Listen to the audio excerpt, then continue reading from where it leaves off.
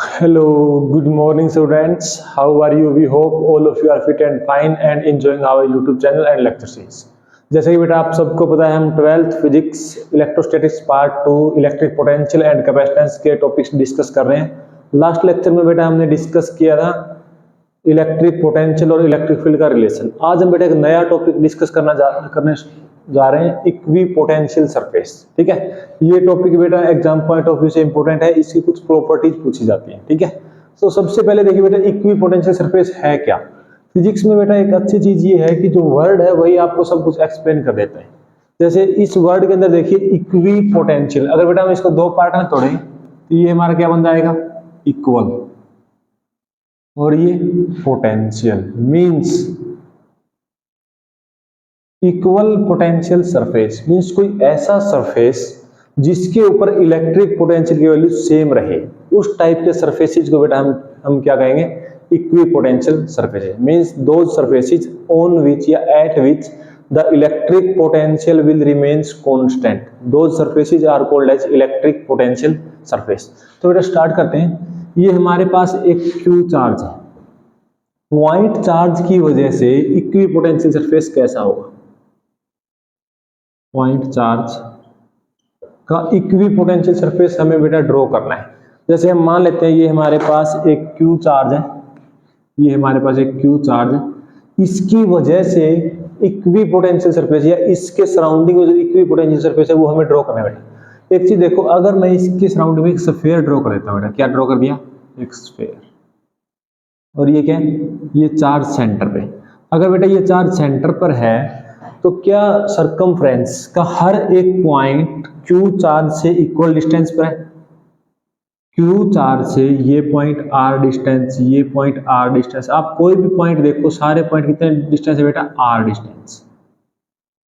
अब इस पॉइंट के ऊपर पोटेंशियल की वैल्यू देखिए हम बेटा, पोटेंशियल का फॉर्मूला क्या होता है, K Q by R, Q same है, के सेम है, बाई में आर भी सेम है, यहां भी क्या आएगा, के क्यू बाई आर, यहां भी क्या आएगा बेटा, के क्यू बाई आर, के Q by are.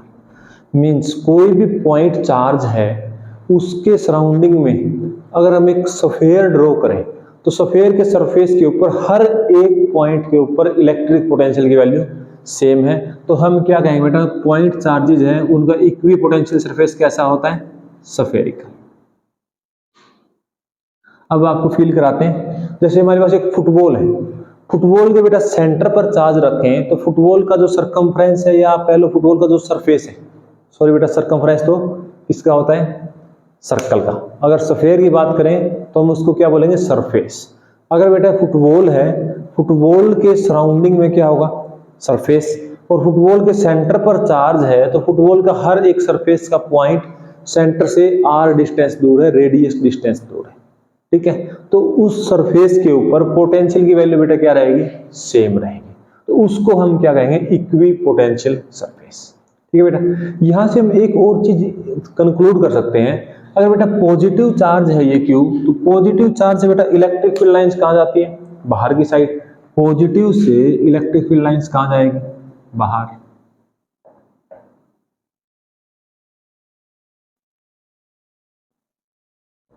Electric field lines बेटा हमेशा पॉजिटिव चार्ज से बाहर निकलती है।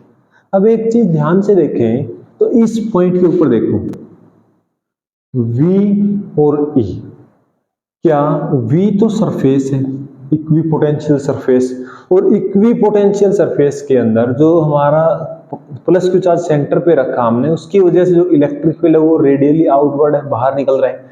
तो हम ये कह दें कि स्फीयर के ऊपर जो रेडियस है वो क्या होती है बेटा, नॉर्मल होती है। सब सरफेस, वो स्फीयर का जो सरफेस है उसके ऊपर जो हमारा रेडियस वेक्टर होता है वो परपेंडिकुलर होता है। रेडियस के अलोंग कौन, हमारा इलेक्ट्रिक फील्ड, और सरफेस के अलोंग कौन है, पोटेंशियल। तो हमें बेटा यहां से ये एक बात कंक्लूड करनी है कि इक्वी पोटेंशियल सरफेस है वो हमेशा इलेक्ट्रिक फील्ड के परपेंडिकुलर। यहां देखो बेटा इलेक्ट्रिक फील्ड और ये हमारा सरफेस, यहां देखो, कहीं भी देखो इलेक्ट्रिक फील्ड रिप्रेजेंट करेगा रेडियस के अलोंग, और रेडियस बेटा स्फीयर के क्या होती है, परपेंडिकुलर। तो आपको एक ये बात यहां से ध्यान रखनी है। अगर हम नेगेटिव चार्ज का ड्रॉ करते हैं तो बेटा इक्वी पोटेंस सिर्फ इलेक्ट्रिक फील्ड की डायरेक्शन कहां आती है, अंदर की तरफ, अगर यहाँ पर हमारा नेगेटिव Q होता तब भी बेटा, अब जो इलेक्ट्रिक फील्ड है वो है रेडियस के अलोंग लेकिन इनवर्ड है, तो रेडियस के अलोंग चाहे बेटा इनवर्ड हो चाहे आउटवर्ड, वो सफेयर के ऊपर परपेंडिकुलर होता है। तो हमें यहाँ से ये कंक्लूड कर दिया कि इलेक्ट्रिक फील्ड और इक्विपोटेंशियल सरफेसेस हमेशा कैसे होते हैं, परपेंडिकुलर। अब बेटा जो एग्जाम में क्वेश्चन आता है वो कैसे आएगा, आपसे इक्विपोटेंशियल सरफेस है ये पूछा जाएगा, या ये पूछा जाएगा कि एक पॉइंट चार्ज है उसका इक्विपोटेंशियल सरफेस ड्रॉ करो, दो हमारे पास इक्वल एंड अपोजिट चार्जेस है उनका इक्विपोटेंशियल सरफेस ड्रॉ करो, दो हमारे पास सिमिलर चार्जेस है उनका इक्विपोटेंशियल सरफेस ड्रॉ करो, या फिर इक्विपोटेंशियल सरफेस की प्रॉपर्टीज। तो अब हम बेटा ड्रॉ कर रहे हैं इक्विपोटेंशियल सरफेस, पॉइंट चार्ज का कैसा होता है, स्फेरिकल। अब हम बात करें बेटा डाइपोल की, डाइपोल कह लो या कह दो equal and opposite charge, means हमारे पास दो चार्ज हैं, एक चार्ज मान लो बेटा प्लस क्यू है, एक चार्ज कैसा है हमारे पास, यहां बना देते हैं, एक चार्ज प्लस क्यू, एक चार्ज बेटा माइनस क्यू। अगर हम इलेक्ट्रिक फील्ड ड्रॉ कर दें पहले, इलेक्ट्रिक फील्ड कैसा होता है, डाइपोल की वजह से इस टाइप का होता है,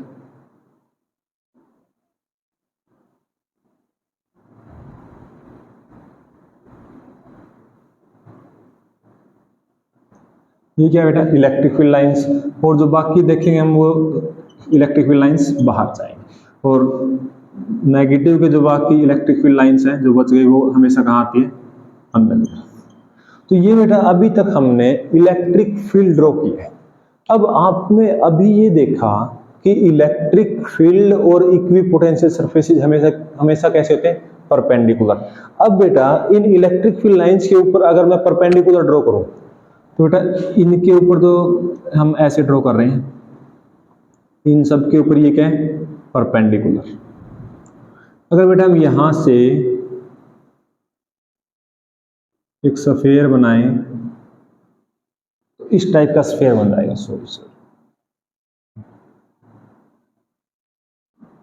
इस टाइप का स्फीयर बन जाएगा। अंदर भी बेटा इसी टाइप के स्फीयर्स बनेंगे। हमने यहां से एक चीज देखी, जो प्लस क्यू चार्ज है क्या वो बेटा सेंटर पर है, सेंटर पर नहीं है। अगर हम इलेक्ट्रिक फील्ड लाइंस के परपेंडिकुलर हर एक पॉइंट पे परपेंडिकुलर डाल के स्फीयर ड्रॉ करते हैं तो वो बेटा प्लस क्यू चार्ज उसके सेंटर में नहीं आता। क्यों नहीं आता, क्योंकि ये इसको अट्रैक्ट कर रहा है, आप ऐसे भी समझ सकते हो। सिमिलरली अगर हम इसका ड्रॉ करें बेटा,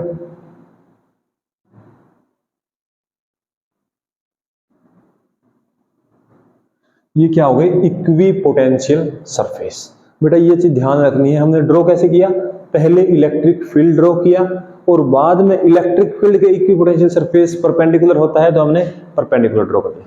और यहां बेटा अगर हम सेंटर में देखें तो ये लाइन ऑलमोस्ट सीधी है, तो ये हमारे पास इस टाइप का बन जाएगा। तो ये क्या है, इक्विपोटेंशियल सरफेसेस, जो मैंने बेटा रेड मार्कर से शो किए हैं वो क्या, equipotential surfaces due to a dipole या इक्वल एंड अपोजिट चार्जेस। और जो बेटा हमारे पास ये हैं ब्लू लाइंस, ये किसको शो कर रही है, इलेक्ट्रिक फील्ड को, और रेड कलर की जो लाइंस है वो बेटा किसको शो कर रही है, इक्विपोटेंशियल सरफेस। आप बेटा यहां से भी देख सकते हो, किसी भी पॉइंट पर देखोगे इलेक्ट्रिक फील्ड और इक्विपोटेंशियल सरफेस हमेशा कहां मिलेंगे, परपेंडिकुलर परपेंडिकुलर परपेंडिकुलर। तो ये बेटा हमने ड्रॉ कर दिया इक्विपोटेंशियल सरफेस किसका, इक्वल एंड अपोजिट चार्जेस, या आप कह दो डाइपोल की वजह से। क्लियर। अब बेटा एक और हमें ड्रॉ करना है, जब हमारे पास दोनों चार्जेस सेम हो। अब देखो बेटा सिमिलर चार्जेस हैं तो आपको पता है यहां तो अपोजिट चार्जेस से थे, इलेक्ट्रिक फील्ड लाइन एक्चुअल में ऐसे जानी थी लेकिन अट्रैक्ट किया, और वहां पर क्या लगता है, लेटरल प्रेशर लगता है, जिसकी वजह से इलेक्ट्रिक फील्ड लाइंस बाहर की तरफ मूव करती है। चलो अभी वो ड्रॉ करते हैं। अभी बेटा हम ड्रॉ कर रहे हैं इक्विपोटेंशियल सरफेस, ये किसका था, डाइपोल का, या आप ऐसा कह सकते हो इक्वल एंड अपोजिट चार्ज का। और बेटा नेक्स्ट हम इक्विपोटेंशियल सरफेस ड्रॉ करना चाह रहे हैं जब हमारे पास सिमिलर चार्जेस हो, या दोनों पॉजिटिव पॉजिटिव या दोनों नेगेटिव। तो ये हमारे पास बेटा इस टाइप का इलेक्ट्रिक फील्ड होता है जब भी दो हमारे पास सिमिलर चार्ज होते हैं। मींस जब भी ये लाइन बेटा एक्चुअल में जा इस साइड रही थी लेकिन रिपल्सन हुआ दोनों चार्जेस का, तो ये लाइन ऊपर की तरफ चली गई। अब हमें ये पता है कि जो इक्विपोटेंशियल सरफेस है वो हमेशा इलेक्ट्रिक फील्ड के परपेंडिकुलर होता है। अगर बेटा हम यहां से परपेंडिकुलर ड्रॉ करें मीन्स इस टाइप का एक स्फीयर बनेगा। नेक्स्ट फिर बेटा इस टाइप का बनेगा, नेक्स्ट फिर इस टाइप का। मीन्स हम ये देख रहे हैं कि जो सेंटर में क्यू चार्ज है वो थोड़ा सा इस साइड मूव है, मतलब अब बिल्कुल सेंटर में नहीं है, रिपल्सन की वजह से थोड़ा इस साइड शिफ्ट हो गया। सिमिलरली बेटा अगर हम यहां भी ड्रॉ करें तो हमारे पास इस टाइप का सरफेस बनेगा।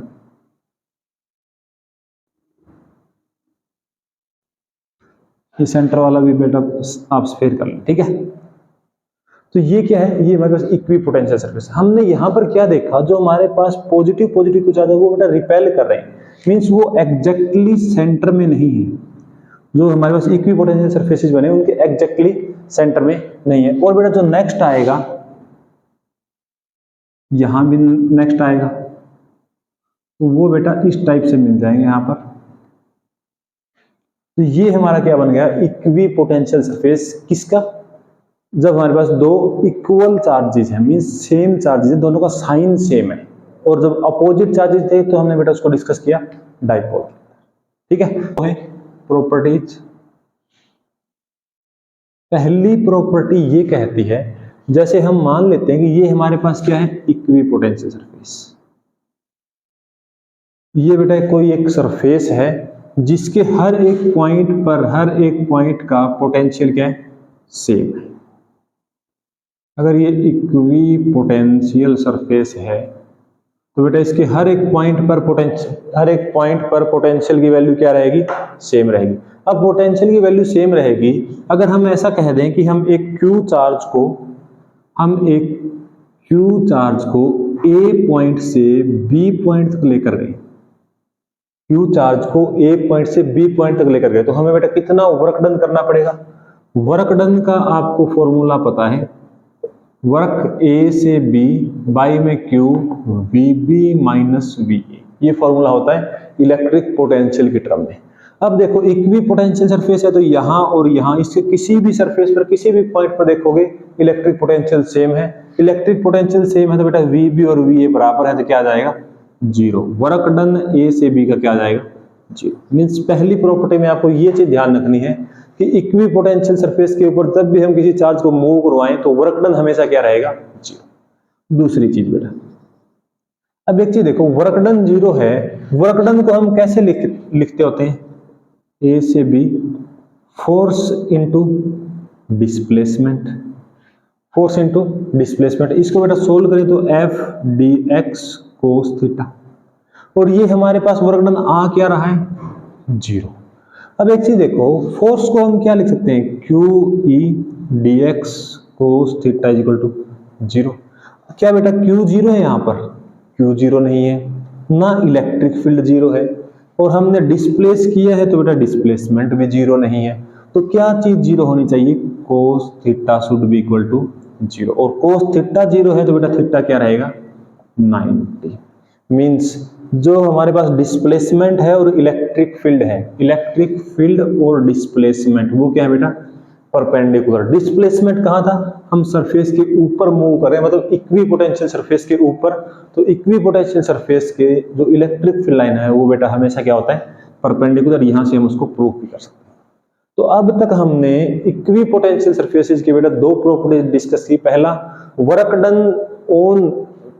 Done to move a charge from one point to another point on equipotential surfaces will always be equal to zero, and second point, equipotential surfaces and electric field always normal to each other। ठीक है बेटा। अब एक और properties है, वो properties ये कहते हैं, देखो बेटा ये हमारे पास एक इक्विपोटेंशियल सरफेस है और एक मैं इक्विपोटेंशियल सरफेस ये ड्रॉ करता हूं। एक इक्विपोटेंशियल सरफेस मान लो ए है और एक क्या है, बी। तो क्या ये बेटा दोनों इंटरसेक्ट करेंगे, नहीं करेंगे।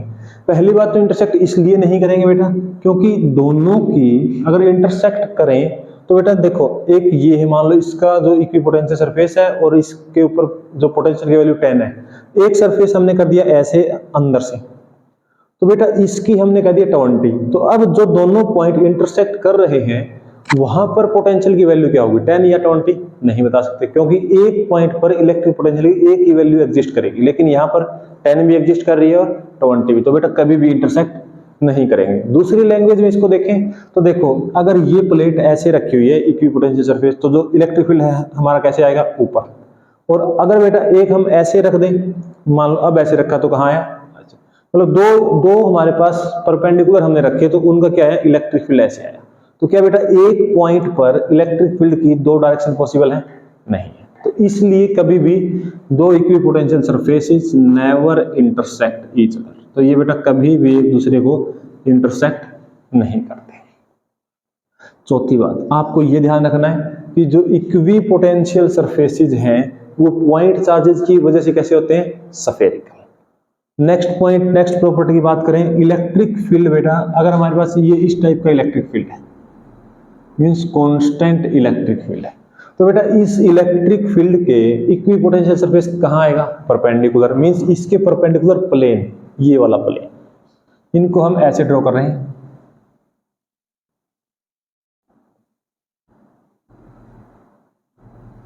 ये तीनों क्या है हमारे पास, equipotential surfaces of a uniform electric field. अब यहां से बेटा हम एक और पॉइंट देख सकते हैं, अगर हमारे पास ये जो इलेक्ट्रिक फील्ड है अगर वो बेटा इंक्रीज कर रहा होता, क्या कर रहा होता, इंक्रीजिंग इलेक्ट्रिक फील्ड हो, तो इक्विपोटेंशियल सरफेसेस हम कैसे ड्रॉ कर पाएंगे। तो उस केस में बेटा हमें क्या ध्यान रखना है, E का फॉर्मूला क्या था, माइनस dV बाई dr। तो E है बेटा वो dr के इनवर्सली प्रोपोर्शनल है। अगर इलेक्ट्रिक फील्ड बढ़ रहा है तो dr को कम होना पड़ेगा, मींस जो इनके बीच की स्पेसिंग है वो बेटा धीरे धीरे घट जाएगी। जैसे मैं आगे ड्रॉ करूं तो बेटा यहाँ ये मान लो R1, ये मान लिया R2, ये मान लिया R3 और फिर बेटा और इसके पास R4। मींस R1 सबसे बड़ा है, R2 उससे छोटा है, R3 उससे छोटा है, R4 उससे छोटा है। मींस अगर इलेक्ट्रिक फील्ड इंक्रीज होगा तो स्पेसिंग बेटा डिक्रीज होगी। अगर इलेक्ट्रिक फील्ड डिक्रीज हो रहा होता, अब मैं यहाँ कह दूं कि ये हमारे पास एक इलेक्ट्रिक फील्ड है जो क्या है, डिक्रीजिंग। वैसे बेटा अगर हम डिक्रीजिंग को ड्रॉ करें तो हमें इस टाइप से इलेक्ट्रिक फील्ड लाइंस को थोड़ा सा वाइडली करना पड़ेगा, उनके बीच की स्पेसिंग इंक्रीज करनी पड़ेगी। तो वैसे करके अगर हम इक्विपोटेंशियल सरफेस ड्रॉ करें, अगर ये इलेक्ट्रिक फील्ड डिक्रीजिंग है तो बेटा dr क्या होगा, इंक्रीजिंग। तो इनके बीच की स्पेसिंग धीरे धीरे बढ़ती जाएगी।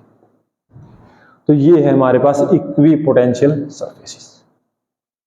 नेक्स्ट प्रॉपर्टी की बात करें तो एक हमारे पास बेटा होलो कंडक्टिंग स्फीयर है। क्या है, होलो कंडक्टिंग स्फीयर। और होलो कंडक्टिंग है तो क्या बेटा इसके अंदर चार्ज रहेगा, चार्ज कहाँ आएगा, बाहर चार्ज आएगा। तो अंदर इलेक्ट्रिक फील्ड क्या है, जीरो। इलेक्ट्रिक फील्ड जीरो है तो अगर मैं dV बाई dr को बेटा जीरो पुट करें तो किसका डिफरेंशिएशन जीरो होता है, कांस्टेंट का। मींस V क्या रहेगा, कांस्टेंट।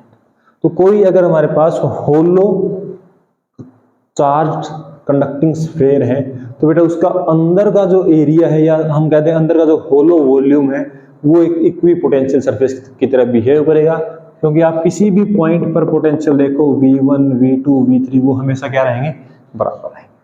तो ये था बेटा आज का हमारा टॉपिक, क्या, इक्विपोटेंशियल सरफेस। आई होप आपने एंजॉय किया। Okay, thank you so much बेटा, कीप शेयरिंग।